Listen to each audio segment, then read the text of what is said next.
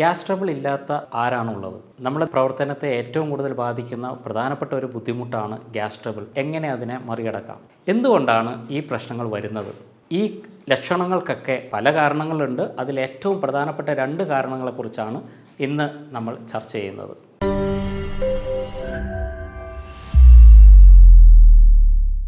Hi, ഞാൻ doctor Shimji, CMO Prakriti Saukhyam, Kanhangad. Gas trouble അനുഭവിക്കാത്ത ആരാണുള്ളത്? നമ്മുടെ ദൈനംദിന പ്രവർത്തനത്തെ ഏറ്റവും കൂടുതൽ ബാധിക്കുന്ന പ്രധാനപ്പെട്ട ഒരു ബുദ്ധിമുട്ടാണ് ഗ്യാസ് ട്രബിൾ, അല്ലെങ്കിൽ നെഞ്ചരിച്ചൽ, അല്ലെങ്കിൽ ബ്ലോട്ടിംഗ്, വയറ് നിറയുക തുടങ്ങിയ പ്രശ്നങ്ങളൊക്കെ.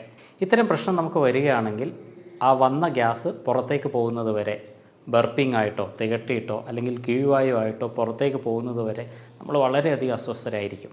ചില പേഷ്യൻസൊക്കെ വന്നു കഴിഞ്ഞാൽ പറയാറുണ്ട്, ഗ്യാസ് തലയിലൊക്കെ കയറുന്നു, തലകറക്കം വരുന്നു, അസ്വസ്ഥതയുണ്ടാകുന്നു എന്നൊക്കെ. മറ്റു ചിലർക്ക് ഹൃദയത്തിലേക്കാണ് ഗ്യാസ് കയറുന്നത് എന്നൊക്കെ പറയാറുണ്ട്. ചിലരൊക്കെ MRIയും അല്ലെങ്കിൽ ECG ഒക്കെ ചെയ്ത് വരുന്ന ആൾക്കാരുമുണ്ട്.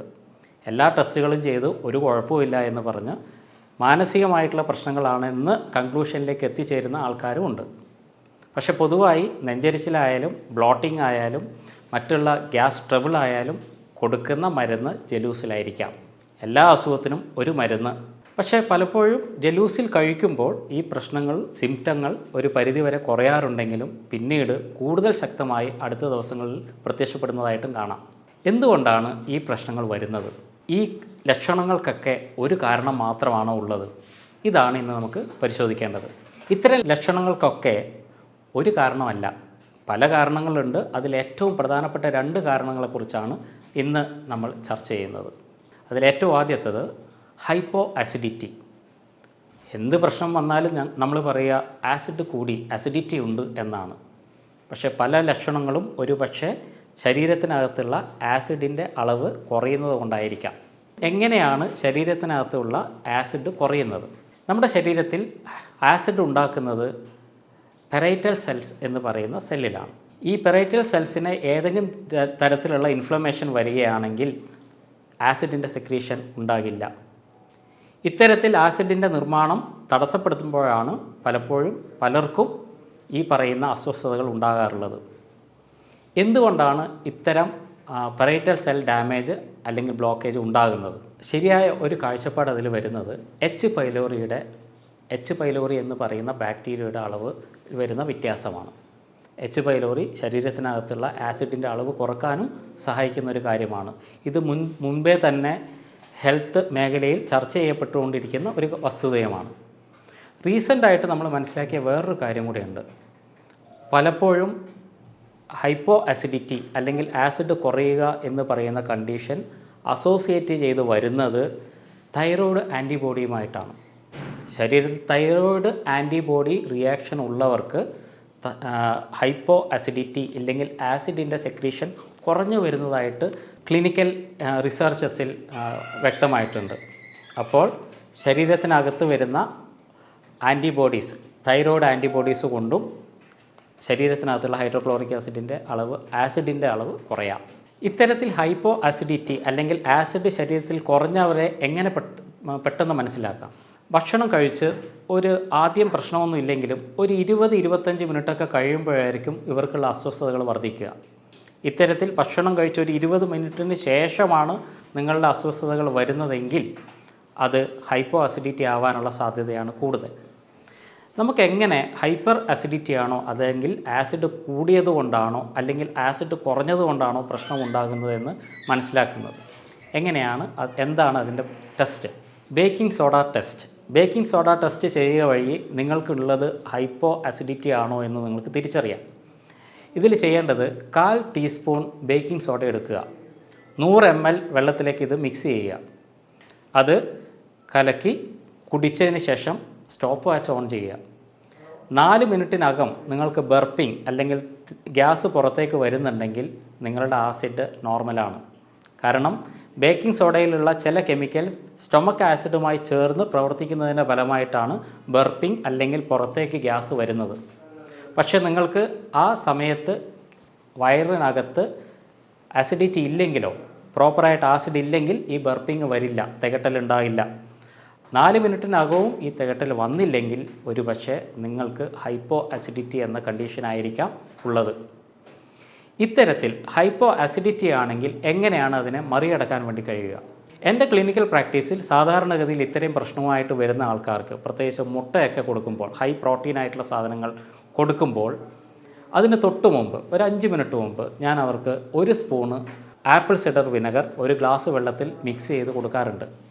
ഇത്തരത്തിൽ അവർ കഴിച്ചതിന് ശേഷം പ്രോട്ടീൻ അല്ലെങ്കിൽ മുട്ട പോലെയുള്ള സാധനങ്ങൾ കഴിച്ചു കഴിഞ്ഞാലും അവർക്ക് യാതൊരു ബുദ്ധിമുട്ടും ഇല്ലെങ്കിൽ അവർക്ക് ഹൈപ്പോ ആസിഡിറ്റി ആണെന്ന് നമുക്ക് ഉറച്ച് വിശ്വസിക്കാം. എന്തുകൊണ്ടാണ് ഈ ഗ്യാസ് ഫോർമേഷൻ ഉണ്ടാകുന്നത്? നമുക്കൊക്കെ അറിയുന്ന പോലെ ശരീരത്തിനകത്ത് കയറുന്ന ഭക്ഷണ വസ്തുക്കളിലെ പ്രോട്ടീൻ, മാംസ്യം, ഈ മാംസ്യത്തിൻ്റെ ശരിയായ ഡൈജഷന് ശരീരത്തിനകത്തുള്ള ആസിഡുകൾ അത്യാവശ്യമാണ്. ഹൈപ്പോ ആസിഡിറ്റി ആയാൽ അല്ലെങ്കിൽ ആസിഡ് ശരിയായ രീതിയിൽ ശരീരത്തിനകത്ത് ഇല്ലെങ്കിൽ ഇത്തരത്തിൽ അകത്തേക്ക് പോകുന്ന പ്രോട്ടീനുകളുടെ ദഹനം സാധ്യമാകില്ല.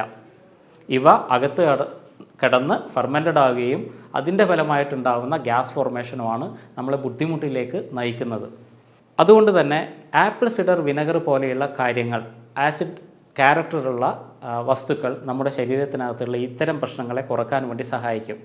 ആപ്പിൾ സിഡർ വിനെഗർ പോലെ നമുക്ക് ഉപയോഗിക്കാൻ പറ്റുന്ന മറ്റൊരു കാര്യമാണ് ലെമൺ കോൺസെൻട്രേറ്റ്സ്, അല്ലെങ്കിൽ ലെമൺ അടങ്ങിയ നാരങ്ങ അടങ്ങിയ കോൺസെൻട്രേറ്റുകൾ.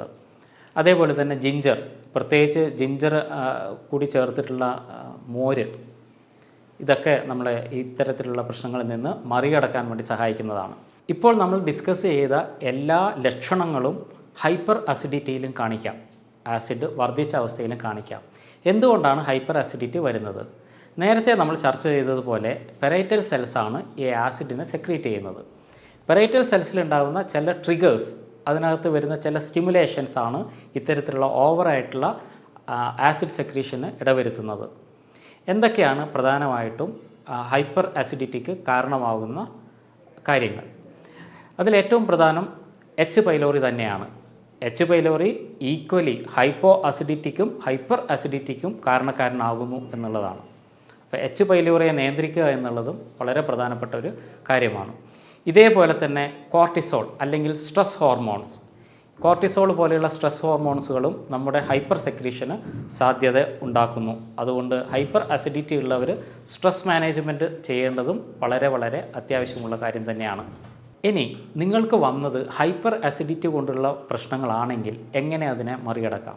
എച്ച് പൈലോറിയെ നിയന്ത്രിക്കാനുള്ള ഏറ്റവും നല്ല മാർഗ്ഗങ്ങളിലൊന്ന് ബ്ലാക്ക് ക്യുമിൻ സീഡ്സ് അല്ലെങ്കിൽ കരിഞ്ജീരകമാണ്.